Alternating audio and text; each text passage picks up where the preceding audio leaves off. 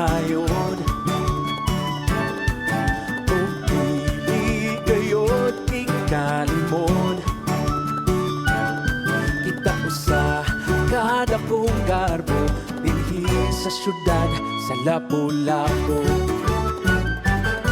Kabahin sa kung kasaysayan dinhi sa pinalanggang Mactan, sulod sa mga katuigan, kulit na panginabuhian.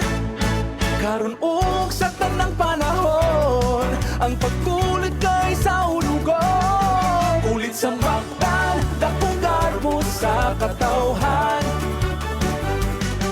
Kulit sa Mactan, isang ulog na tong tanan. Nagkadaiyang mga disenyo, nagpakita sa mga talento. May kulit na sa atong dugan, kini ang kulit sa Mactan. Kulit sa Mactan, kulit sa Mactan. Sa pagpakang sa tikib karon, ang pagpanday sa kaugmaon. Sa matag mahimo na obra, ang kalampusan makapunta. Ug sa tanang panahon, ang pagkulit kay sa ulugon. Kulit sa Mactan, dakong garbo sa katawhan. Kulit sa Mactan, isa ulog na tong tanan.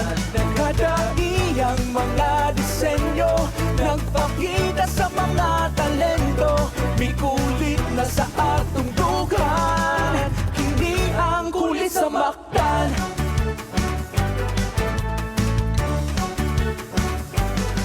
Pagpasalamat sa Ginoo sa malaang santong inyo, mga gasa sa kaitasan, ibuo sa mga katawhan. Sa kining kasaulugan nga karon kay atong pagasawan, ang pagkulit dinhi sa Mactan higugmaon. Pag-aampingan, kulit sa Mactan, dakong garbo sa katawhan. Kulit sa Mactan, isang ulog na tong tanan. Nagkadaiyang mga disenyo, nagpakita sa mga talento. Ikulit na sa atong dugan, kini ang kulit sa Mactan. Kulit sa Mactan, kulit sa Mactan. Kulit sa Mactan, kulit sa Mactan. Kulit sa Mactan, kulit sa Mactan.